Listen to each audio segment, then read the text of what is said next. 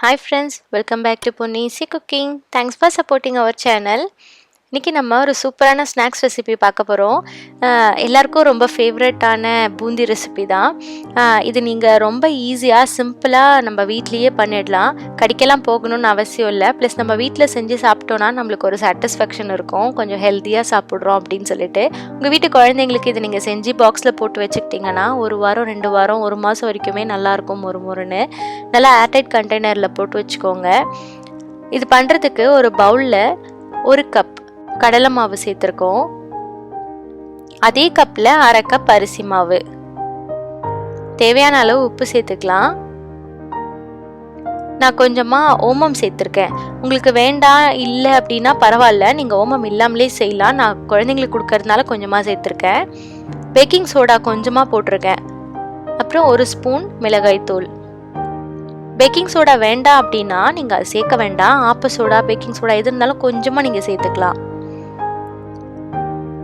சேர்த்துட்டு கொஞ்சம் கொஞ்சமாக தண்ணி சேர்த்து இந்த மாதிரி நம்ம நல்லா கலந்துக்கணும்.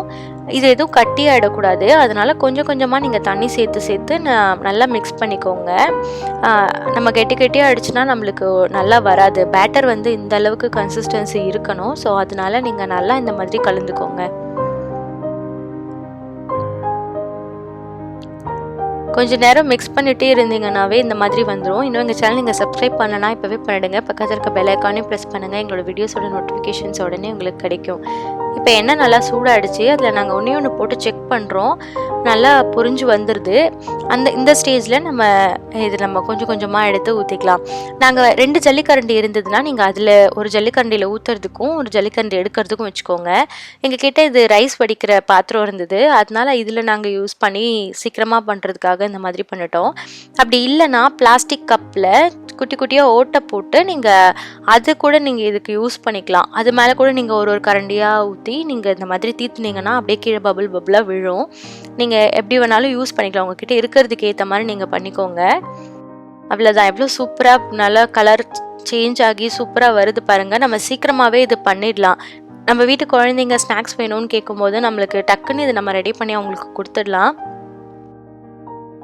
இந்த எண்ணெயிலேயே நீங்கள் வேர்க்கடலை இல்லை பொட்டுக்கடலை இந்த மாதிரி எதையாவது நீங்கள் கூட ஃப்ரை பண்ணி இது கூட ஆட் பண்ணிக்கலாம். எங்ககிட்ட ஏற்கனவே வறுத்த வேர்க்கடலை இருந்தது, நாங்கள் அது கொஞ்சம் ஆட் பண்ணிக்கிட்டோம். கொஞ்சமாக ஒரு பிஞ்ச் மிளகாத்தூளும் கொஞ்சமாக உப்பும் சேர்த்துருக்கோம். ஸோ அது நீங்கள் தேவையில்லைன்னா பரவாயில்ல, ஏற்கனவே நம்ம காரம்லாம் தேவையான அளவு சேர்த்துட்டோம். இது சும்மா இன்னும் கொஞ்சம் காரத்துக்காக ஸ்பைசினஸ்க்காக நாங்கள் சேர்த்துருக்கோம். அவ்வளோதான். வேர்க்கடலை கூட நீங்கள் பொட்டுக்கடலை எது வேணாலுமே இங்கே சேர்க்கலாம், நல்லா தான் இருக்கும். அடுத்து இதில் கொஞ்சமாக ஆனியன் சேர்த்து போட்டு ஈவினிங் டைமில் ஸ்நாக்ஸ் டீ டைமில் சாப்பிட்றதுக்கு ரொம்ப சூப்பராக இருக்கும். நீங்கள் கண்டிப்பாக ஆனியனோட ட்ரை பண்ணி பாருங்கள். அடுத்து இது அல்டர்னேட்டு. இது எப்படின்னா தயிரோடு சேர்த்து சாப்பிட்றது. இது நிறைய பேருக்கு தெரியாது, பட் இது ரொம்ப டேஸ்ட்டாக இருக்கும். நீங்கள் கண்டிப்பாக ட்ரை பண்ணி பாருங்கள். இதுலேயே உப்பெல்லாம் சேர்த்துருக்கிறதுனால ரொம்ப கரெக்டாக இருக்கும். தேவைப்பட்ட இன்னும் கொஞ்சம் உப்பு சேர்த்து நீங்கள் இந்த மாதிரி தயிரோடு மிக்ஸ் பண்ணி சாப்பிடும்போது ரொம்ப டேஸ்ட்டாக இருக்கும். ரெசிபி பார்த்துட்டு உங்களுக்கு பிடிச்சிருந்ததுன்னா எனக்கு கமெண்ட்டில் சொல்லுங்கள். தேங்க்யூ, பாய் பாய்.